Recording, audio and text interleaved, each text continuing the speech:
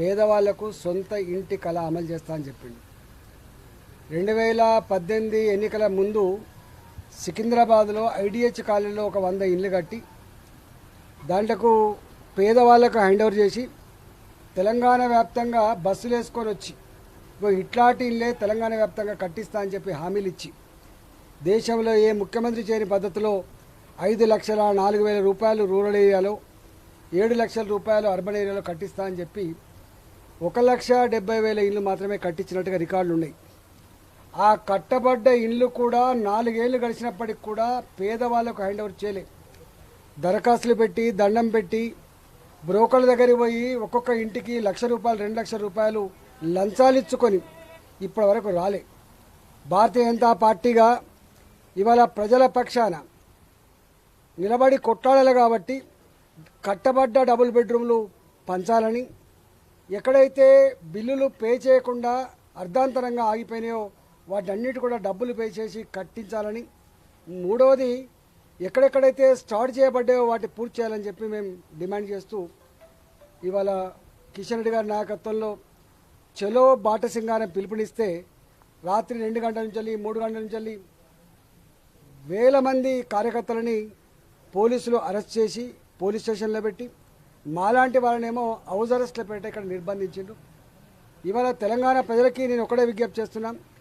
ఆనాడు తెలంగాణ ఉద్యమంలో ఆంధ్ర పాలకులు కనుక ఇదే పద్ధతి వ్యవహరిస్తే తెలంగాణ రాష్ట్రం ఏర్పడేదా? ఇవాళ ఏమంటున్నాం మేం చెప్పట్లే.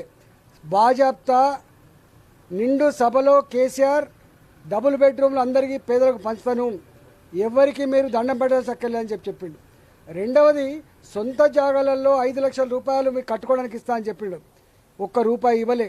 చివరికి మొన్న 3 లక్షల రూపాయలు ఇస్తా అని చెప్పినాడు. ధరలు పెరిగినాయా?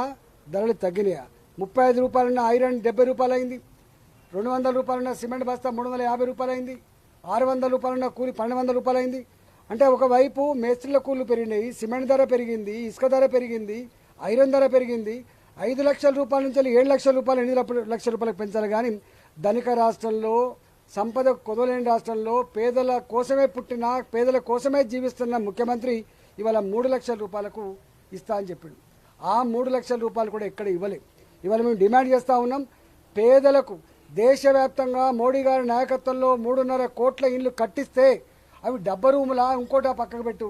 కానీ మీ దగ్గర మాత్రం కేంద్ర ప్రభుత్వం ఇచ్చిన డబ్బులు తీసుకున్నారు, కేంద్ర ప్రభుత్వ సంస్థల నుంచి అప్పులు తీసుకున్నారు, రాష్ట్ర ప్రజలు కట్టినటువంటి పన్నుల రూపంలో ఇచ్చినటువంటి ఇల్లు కట్టి ఇంతవరకు ఇవ్వకపోవడం ఇలా ప్రభుత్వ నిర్లక్ష్యానికి, పేదల పట్ల ఉన్నటువంటి భావనకి ఇది నిట్టని సాక్ష్యం. నేను ఒకటే డిమాండ్ చేస్తా ఉన్న కేసీఆర్ని, తక్షణమే కట్టిన ఇల్లు పేదలకు పంచిపెట్టండి. బ్రోకర్లకు ఆస్కారం లేకుండా, పైరవులకు ఆస్కారం లేకుండా నీ ఎమ్మెల్యేలు చెప్తే, నీ మంత్రులు చెప్తేనే ఇచ్చే పద్ధతి కాకుండా పేదవాళ్ళకి ఇవ్వాలని చెప్పి డిమాండ్ చేస్తూ ఉన్నా. రెండో డిమాండ్ చేస్తూ ఉన్నా, ఇవాళ అర్ధాంతరంగా ఆగిపోయిన వాటికి వెంటనే బిల్లులు పే చేసి ఇవాళ వాటి కూడా పూర్తి చేయాలని చెప్పి డిమాండ్ చేస్తూ ఉన్నా. మూడో డిమాండ్ చేస్తూ ఉన్నా, ఇవాళ ఎక్కడైతే పునాదుల లెవెల్లో లెంటల్ లెవెల్కి వచ్చినాయో వాటి కూడా పూర్తి చేయాలని చెప్పి డిమాండ్ చేస్తూ ఉన్నా.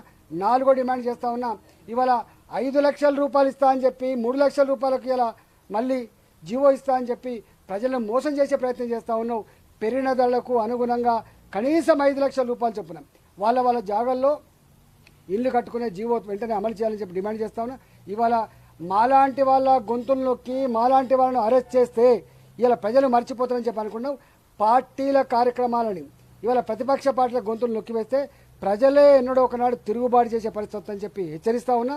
నువ్వు అరెస్టుల ద్వారా, పోలీసుల ద్వారా ఇలా ప్రజా ఆకాంక్షల్ని అణచివేయాలని చెప్పి నువ్వు ప్రయత్నం చేస్తే ఇవాళ కాలగర్భంలో కలిసిపోయిన గతంలో నీవు కూడా కాలగర్భంలో కలిసిపోతావు తప్ప నీకు మంచి జరిగే ఆస్కారం లేదు.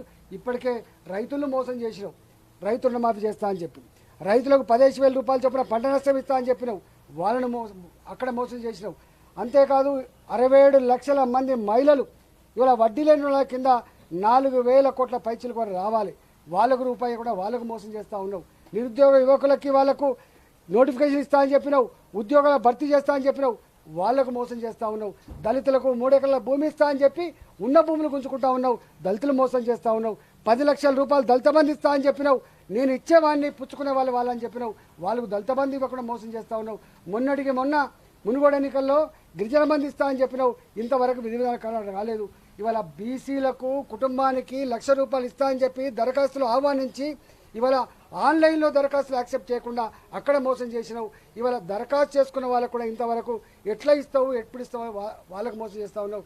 గొల్ల కురుమలపేట 8,000 కోట్ల రూపాయలు అప్పు చేసినా అని చెప్పి ఆ గొల్ల కురుమలకు ఇవాళ రీసైక్లింగ్ గొర్రెలు చేసుకున్నారు తప్ప ఎక్కడ కూడా లాభం జరిగిన సందర్భం లేదు. మేము డిమాండ్ చేస్తూ ఉన్నాం, ఇవన్నీ కనుక అమలు చేయకపోతే, ఇచ్చిన మాట ప్రకారంగాను అవి కనుక ప్రజలకు ఇవ్వకపోతే తప్పకుండా ప్రజలు రేపు రాబోయే ఎన్నికల్లో నీ ప్రభుత్వాన్ని బొందబెట్టు ఖాయమని చెప్పి హెచ్చరిస్తా ఉన్నాం.